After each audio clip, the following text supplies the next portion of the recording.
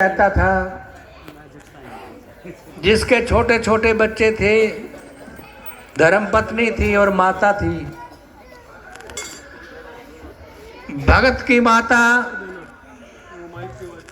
और लग भगत की माता बहुत भक्तनी, प्रभु अनुरागिनी, कार्तिक मास नहाने वाली, पथवारी को पूजने वाली,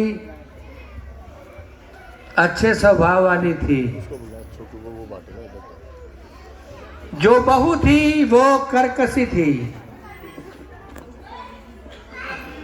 दुर्बुद्धि थी।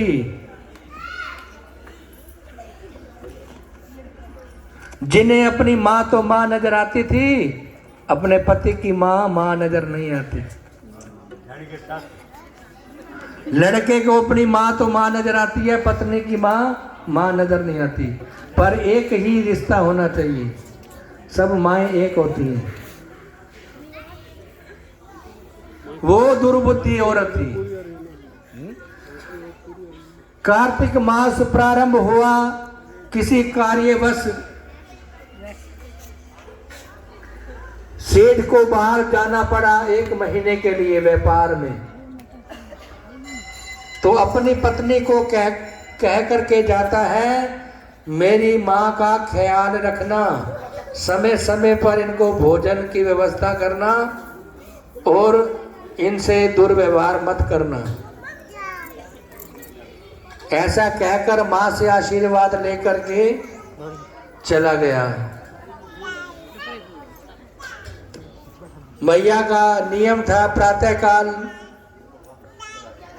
गंगा स्नान या नदी स्नान, जो उस समय उनको उपलब्ध था, वो स्नान करके पथवारी वाली संगनियों के संग पथवारी सींच करके ठाकुर जी राधा दामोदर जी की भक्ति करती और क्या कहते, गोविंद जय जय गोपाल जय जय, गोविंद जय जय गोपाल जय जय, गोविंद जय जय गोपाल जय जय, राधारमण हरि गोविंद जय जय, राधारमण हरि गोविंद जय जय, गोविंद जय जय गोपाल जय जय गोविंद जय जय, गोपाल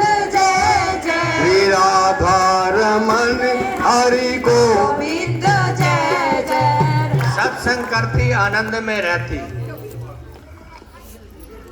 जो पूजा के उपरांत बहु भोजन देती, क्योंकि कार्तिक मास में हमारी माताएं जो कार्तिक मास का स्नान करती हैं वो भोजन एक समय पाती हैं।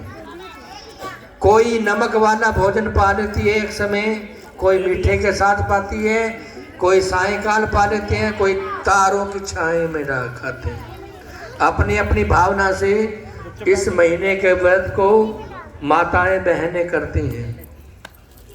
तो माता भी एक समय भोजन पाती थी। एक समय वो भोजन दिया उसने, जैसे प्रथम दिन 4 रोटियां माता ने भोग लगा करके ठाकुर जी को, पथवारी मैया को, तुलसा मैया को, उसमें से 2 ब्राह्मण को दे दी, 2 प्रसाद समझकर भोजन पाया और हरि गुण गाते विश्राम को पाती। बहू ने देखा ये तो 2 रोटी बांट दी, 2 खा रही है। अगले दिन 2 रोटी दे दी। उसने ऐसे किया, बांट करके प्रसाद पे लिखाया, 2 में से 1 उसने 1 कर दी। उसने अगले दिन 1 में से आधी बांट दी। अब वो आधी रोटी देने लगी, उसने आधी में से भी टुकड़ा भोग लगाकर पाती और बांट दी। ऐसे करते करते वो 2 चने देने लगे, वो 1 चना पाती भोग लगाकर और हरि गुण गाती विश्राम पाती।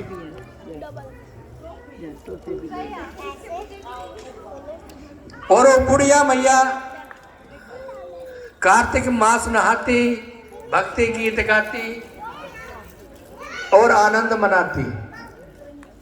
समाप्त हो गया कार्तिक मास, वृद्धा का पुत्र भी आ गया माता का। तब तक माता तो, जिनको 10-12 दिन 2 चने पे रहना पड़े, तो वृद्ध अवस्था में क्या रह जाएगा उनके पास? सो करके माता तो खाना होगी। और उसने माता को एक, पहले आले होते थे, जाले होते थे, उनमें बिठा दिया। वो तो भरोली घड़ोली कुछ भी कहते हैं, किसी में बिठा दिया। हाँ, इतनी दुबली पतली माता हो गई, बोलने को भी लाचार हो गई, बीमार हो गई, इलाज कराया नहीं। अब उसे बोला जाता नहीं, वृद्ध अवस्था है, बीमार बहुत है। बेटा आया, घर लग के रोई, बोला जा नहीं रहा, कह रही है बेटा तेरे पीछे मेरे को चना देती थी, 1 चना। वो कहती है दुर्बुद्धि, तेरी माँ तो पागल हो गई है, ये अब जना मांगती है, पति मांगती है इस उम्र में। वो तो कह रही है 1 चना देती थी मेरे को, और ये कह रही है जना मांगती है, आदमी मांगती है। सेवा की उसने, अपनी माता की मां स्वस्थ हो गई। फिर कार्तिक मास आया तो उस समय उसको जाना पड़ता था बाहर। वो कहता अब मेरी माँ की सेवा करेगी तू ढंग से तो मैं छोड़ता हूं, नहीं तो मैं कोई व्यवस्था करता हूं। वो कहती है व्यवस्था कर ले। तो उसने क्या किया, जहां माता स्नान करने जाती थी कार्तिक में, गंगा किनारे या नदी किनारे, वहीं पर उसने थोड़ी जगह दे करके माता को कुटिया बना करके दे दी। माता उस समय स्वस्थ थी, ठाकुर जी की कृपा से। बच्चों बैठ जाओ, प्रसाद सबको मिलेगा। जिनको नहीं मिला उनको पहले कर दो। सबको हो गया। इसको मना करेगा, बच्चों को देना है। बोलो वृंदावन। मैया कुटिया में रहने लगी, बेटा चला गया, अब बहू से कोई संबंध नहीं है। मैया क्या करती, चरखा काटती, पुनिया किसी को बुलाती, कोई ले जाता। और कार्तिक मास में सुबह कार्तिक नहाने के लिए बहन बेटियां बच्चे आते, सब स्नान करते। अरे उसी की कुटिया के बाहर पटवारी डाल दी, तुलसी माता स्थापित कर दी। नदी किनारा था, वहां आंवले के पेड़ लगे हुए थे पास में। सब नहा धो करके वहां पटवारी सींचती, कथा कहानी सत्संग करती, और अपने घर से चाय दूध ले जाती। कुछ माता इकट्ठा कर रखती, माता लकड़ियां बीन के रखती, उनके लिए चाय बनाती, सबको चाय प्रसाद पिलाती, और सब हरि गुण गाते, गोविंद गोपाल जय जय गोविंद जय जय गोपाल जय जय श्री राधा रमण हरि गोविंद जय जय श्री राधा रमण। हरि गोविंद जय जय। बोलो वृंदावन। हरि लाल की जय।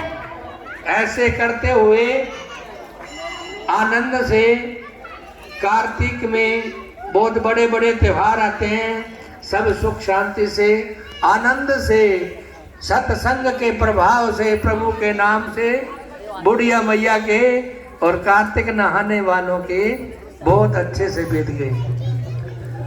अब आ गया पूर्णिमा का दिन, कार्तिक की समाप्ति, पांच विखम की समाप्ति, जिसे हमारे बड़े बुजुर्ग लोग टुबरी का मेला मनाते थे। जब हिंदुस्तान एक ही था, दरिया के किनारे संतों के आश्रमों में श्याम बलराम की झांकियां निकालते थे, सत्संग करते थे। सत्संग में एक भजन बोलते थे, क्या उस भजन को ऐसे बोलते थे कि ठाकुर जी एक सखी से रूस गए, तो सखी रो रही है, विलाप कर रही है और कोनो पुकार रही है। क्या कहती है? उनकी प्रतिमा के आगे खड़े होके, वे मैं खलिया वे नंद दिया बोलदा क्यों नहीं, वे मैं खलिया वे नंद दिया बोलदा क्यों नहीं, बोलदा नहीं वे बुलंदड़ा नहीं वे, अरे रे बोलदा नहीं वे बुलंदड़ा नहीं वे, वे मैं केरे ओ खलिया श्यामा बोलता क्यों नहीं, काना बोलता क्यों नहीं, श्यामा बोलता क्यों नहीं, काना बोलता क्यों नहीं। अब ने श्याम ने बागी लवाया, अरे हाँ रे अपने श्याम ने बागी लवाया, वे मैं बेचे चमेली ओ खलिया श्यामा बोलता क्यों नहीं, वे मैं खलिया वे मैं खड़िया वे नंद दिया बोलता क्यों नहीं, वे मैं खड़िया वे नंद दिया बोलता क्यों नहीं। और लिट्टा खोले मेरा गेड़े हैया, अरे हाँ रे और लिट्टा खोले मेरा गेड़े हैया, वे मैं आगे बाबूती रमा खलिया ना, वे मैं आगे बाबूती रमा खलिया, श्यामा बोलता क्यों नहीं, काना बोलता क्यों नहीं, वे मैं खलिया वे मैं खलिया वे नंद दिया बोलता क्यों नहीं, वे मैं खलिया नंद दिया बोलता क्यों नहीं। वे मैं खलिया थोड़ी देर बंद वे मैं खलिया वे नंद दिया बोलता क्यों नहीं, वे मैं खड़िया वे नंद दिया बोलता क्यों नहीं। रात अंधारी ते बिजलियां चमके, अरे हाँ रे रात अंधेरी ते बिजलियां चमके, वे मैं पान बिसाना हो खड़िया श्यामा बोलता क्यों नहीं, काना बोलिया वे मैं खलिया वे नंद दिया बोलता बोले वृंदावन। प्यारी लाल की ऐसे सत्संग करते आनंद लेते। जो अंतिम दिन आया, राधा दामोदर भगवान सीताराम राधा कृष्ण कहते चलो आज हम भी भक्तों के संग आनंद लेते हैं। वहां किसी के सूक्ष्म रूप में किसी के अंदर प्रवेश हो गए और पूरे कीर्तन का आनंद लिया। आनंद लेने के बाद सब अपने घरों में गए तो वो और स्वरूप में ब्राह्मणी के पास खड़े हो गए। बोले माता हमारे को तो अभी ठंड लगी है। उसने पूछा बच्चों तुम क्यों नहीं गए? हमारे को तो ठंड लगी है माई, अभी ज्यादा नहा लिए, कार्तिक मास की शांति हेतु, क्योंकि आज कार्तिक का आखिरी दिन है इसलिए अच्छे से नहा लिए, ठंड लग गई माई। अच्छा तो जितनी लकड़ियां इकट्ठियां कर रखी थी सब जला दी, बहुत अच्छी आंच हुई, फिर भी उनकी ठंड नहीं उतरी। और जो इधर उधर सामान इकट्ठा कर रखा था डाल दिया, आंच और तेज होगी। अब बच्चों ठंड उतरी नहीं माई, अभी ठंड लगी है। बोलो अब तो कुछ है नहीं। माई को देखो चरखा रखा है मेरा, चरखा जला दिया। बच्चों ठंड उतरी ना माता, अभी नहीं उतरी। फिर आ जाओ ठीक है, अपनी झोपड़ी सारी उखाड़ के जला दी। बोलो वृंदावन की जय। बच्चों ठंड उतरी। हाँ भाई आनंद हो गए, जल का छिट्टा मारा, महल बन गए। बोल वृंदावन हरि लाल की जय। वो बुढ़िया मैया आनंद में पलंगों में, सोने के पलंगों पे बैठी है, दास दासियां सेवा कर रहे हैं। कार्तिक मास समाप्त हो गया। दुर्बुद्धि कहती है अपने पति को, देखा मां मर गई के जिंदी है। वहां देखा जाके, वहां तो झोपड़ी है नहीं, महल बने हुए। मां को देख के खुश हो गया, गरीबी कट गई। मां ने उसको रख लिया, चल बेटा क्या व्यापार करेगा, ये सामान तेरा है। बोलो वृंदावन। और दुर्बुद्धि कहती है इस बार मेरी माँ को भी छोड़ा कार्तिक ने। और दुर्बुद्धि की तो दुर्बुद्धि होनी है। अच्छे गुण माँ के होते तो बेटी में भी अच्छे गुण होते। वो ना तो कोई सत्संग करती, ना कुछ करती, ना चरखा चलाती, ना पुनिया बांटती, इधर उधर से भीख मांग के रोटी खाती, नेस्ती की मारी हुई पड़ी रहती। कोई कार्तिक नहीं नहाना, कोई दीवा नहीं जगाना। और कार्तिक नहाने आते, वो कहते अम्मा राम राम, चलो टोट मरो पर।